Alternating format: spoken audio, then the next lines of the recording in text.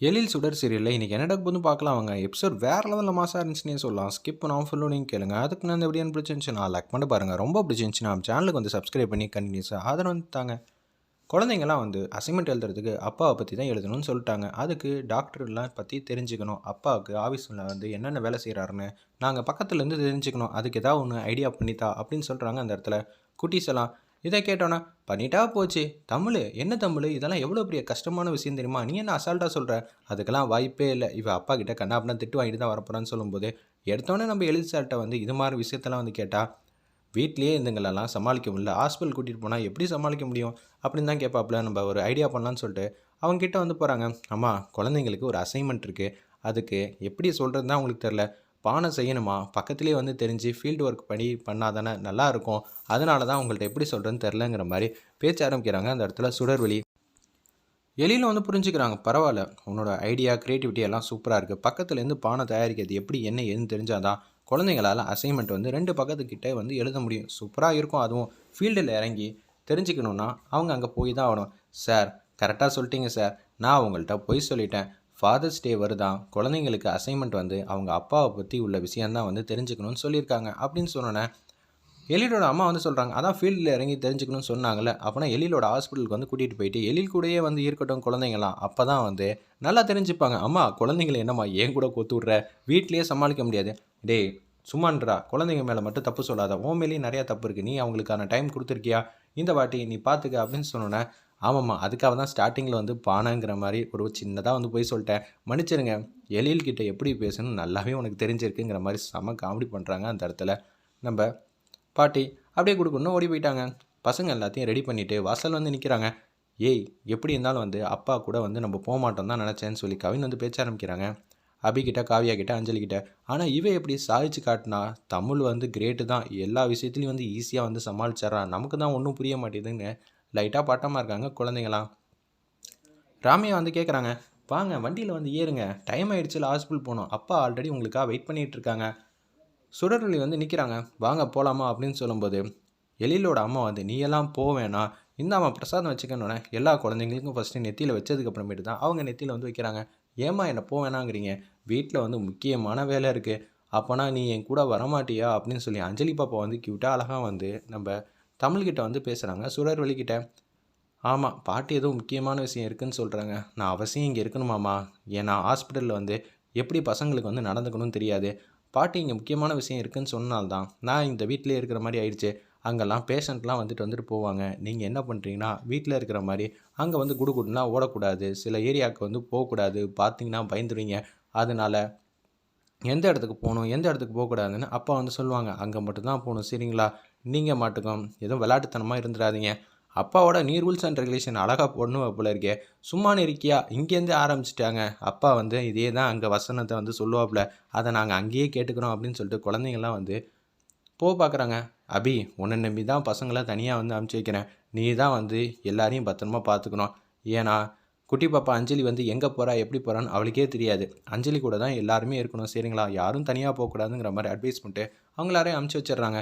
வீட்டில் அப்படி என்னம்மா முக்கியமான வேலை, நான் வேணால் பசங்க கூட போட்டா, இல்லைம்மா வீட்டில் எந்த வேலையும் இல்லை, பசங்க கூட வந்து எழில் இருக்கணும், டைம் ஸ்பெண்ட் பண்ணணுங்கிற ஒரே காரணத்துக்காக தான் நான் இது மாதிரி முடிவெடுத்தேன், நீ எதுவும் தப்பாக நினச்சிக்காத, எழில் அப்புறம் எப்போ தான் பசங்க கூட பேசுவான் சிரிப்பான், சாலட் இருக்கிறப்ப மட்டும் வந்து உட்காந்துக்கிறான், எழில் வந்து சாப்பிட்றான், எழிலுக்கு பிடிக்கும், ஆனால் பசங்களுக்கு வந்து அந்த சாலட் சுத்தமாக பிடிக்காது, இந்த சாலட் கொடுக்குறது யார், அவங்க அப்பா எழில், அப்போனா எழிலையும் பிடிக்காம தானே போகும், அதனால தான் ஹாஸ்பிட்டலில் வந்து ஒரு நாள் அவஸ்தைப்படட்டும் அவன் நல்லாவே, குட்டீஸுங்கெல்லாம் எப்போதும் எப்படி சேட்டை பண்ணுவாங்கன்னு நமக்கே தெரியும், அப்படி அவன் படாத பாடுபட்டு குழந்தைங்களை எப்படி வளர்க்கணும், என்ன ஏது அவங்களுக்கு என்னென்ன புரிஞ்சிருக்கு, அவங்க மேலே எவ்வளோ அன்பு காட்டணும், பாசம் காட்டணும், அக்கறையாக இருக்கணும் அவனும் நல்லாவே தெரிஞ்சுப்பான், இது எல்லாம் பண்ண வந்தாம்மா, இந்துமதி இருக்கிற வரைக்கும் கரெக்டாக தான் இருந்தான், இந்துமதி இல்லைங்கிறனால தான் வருத்தமாக இருக்கான் அப்படின்னு சொன்னேன். வாசலில் வந்து இறங்குறாங்க, ஹாஸ்பிட்டல் வாசலில் ராமியா கூட்டிகிட்டு 4 குழந்தைங்களும் கூட்டிகிட்டு வராங்க. வீட்டில் வந்து சுதந்திரமாக வந்து இங்கே எங்கேயும் போகிற மாதிரிலாம் இங்கெல்லாம் இருக்கக்கூடாது, வீட்டில் அப்பா ஃப்ரீயாக இருப்பார்ல அது மாதிரி இங்கே அவர் ஃப்ரீயாலாம் இருக்க மாட்டார், பிஸியாக இருப்பார். ஓ அப்படின்னு சொல்லி அஞ்சலி பாப்பா வந்து கலாய்க்க ஆரம்பிச்சிட்டாங்க. வீட்டில் வந்து ஃப்ரீயாக இருக்கமோ என்னமோ சொல்லிகிட்டு இருக்க, வீட்டையும் வந்து அவர் ஹாஸ்பிட்டல் மாதிரி தானே வச்சுருக்காரு, ஐயோ யாருப்பா அது பேசுகிறதுங்கிற மாதிரி ராமியா வந்து மேலேயே பார்க்குறாங்க. யோ மிஸ்டர் கீழே பாரு, ஓ குட்டி தேவதையா, சொல்லுங்கள் சொல்லுங்கள், நீங்கள் இருக்கிற சைஸுக்கு நான் உங்ககிட்ட வந்து தான் பேச முடியும்னு சொல்லிட்டு குனிஞ்சு நின்று வீட்டில் கொஞ்சம் மாற்றி சொல்லிட்டேன். வீட்டை விட இங்கே கொஞ்சம் அதிகமாக ஸ்ட்ரிக்டாக இருப்பாங்க. இது வேணால் கேட்குற மாதிரி இருக்குது. நாங்கள் பண்ணுற அட்டகாசத்தில் ஹாஸ்பிட்டலே தலைகளாக மாற்றிடுவோம். ஐயோ, அப்புறம் என்ன தானே திட்டுவாப்புல. திட்டு வாங்கு, வீட்டில் வந்து அவ்வளோ பேசுகிறீங்களே, இங்கெல்லாம் திட்டு வாங்கினா ஒன்றும் பிரச்சனை இல்லைன்னு. ஐயோ, என்னெல்லாம் செய்ய போகிறாங்கன்னு தெரிலங்கிற மாதிரி அப்படியே வந்து ரூமுக்கு வந்து கூட்டிகிட்டு போகிறாங்க. அந்த சேர்மன் ரூமுக்கு. அங்கே தான் எழில் வந்து உட்காந்துட்டு இருக்காங்க. இங்கே அசைன்மெண்ட் இருக்குது. நீங்கள் என்னை பற்றி தெரிஞ்சுக்கணும். நான் என்ன ஃபீல்டில் வந்து வேலை பார்க்கணுன்னு தெரிஞ்சால் தான் உங்களால் அசைன்மெண்ட் எழுத முடியுங்கிற ஒரே காரணத்துக்காக தான் நான் உங்களை கூப்பிட்டேன். அதனால் மட்டும்தான் நீங்கள் வந்திருக்கீங்க. இங்கே ஹாஸ்பிட்டலுக்குன்னு சில பல ரூல்ஸ் அண்ட் ரெகுலேஷன்லாம் இருக்குது. அதை கண்டிப்பாக ஃபாலோ பண்ணணும். வீட்டில் இருக்கிற மாதிரிலாம் இங்கே இருக்கக்கூடாது. என்னமோ வீட்டில் சுதந்திரமாக இருக்கிற மாதிரியே சொல்கிறாங்களே, வீடு மட்டும் எப்படி இருந்துச்சா அப்படின்னு சொல்லி எல்லாரும் கிண்டல் அடித்து பேசிக்கிட்டு இருக்காங்க. அந்த இடத்துல கீப் குவைட், இங்கே இந்தந்த ரூம்க்கெலாம் போகக்கூடாது, முக்கியமாக ஆப்ரேஷன் தேட்டருக்கு போகக்கூடாது, ஸ்கேனிங் சென்டருக்கு போகக்கூடாது, லிஃப்ட்டு வந்து ப்ராப்ளமாக இருக்குது, அதனால் அங்கேயும் போகக்கூடாது, டாக்டர் எந்த டாக்டரையும் டிஸ்டர்ப் பண்ணக்கூடாதுன்னு சொல்லி பெரிய ரூல்ஸ் அண்ட் ரெகுலேஷன்லாம் போட்டுட்டு இருக்காங்க. அப்போனா குறிப்பாக இந்த ரூம்குள்ளேயே தான் இருக்கணும்னு அப்பா வந்து சொல்கிறாரு போல இருக்குங்கிற மாதிரி குழந்தைங்களாம் வந்து சிரிச்சிக்கிட்டு இருக்காங்க அந்த இடத்துல. அது மட்டும் இல்லாமல் பேஷண்ட்லாம் வந்து இருப்பாங்க. எமர்ஜென்சியில் வந்து அங்கே வந்து பேஷண்ட்டுக்கு வந்து என்ன வேணான்ட்டு இருந்திருக்கலாம். அதனால் அங்கே போனால் பார்த்தா பயந்துடுவீங்கன்னு சொல்லி எந்த இடத்துக்கும் போகக்கூடாது, இந்த இடத்துக்கே இருங்க.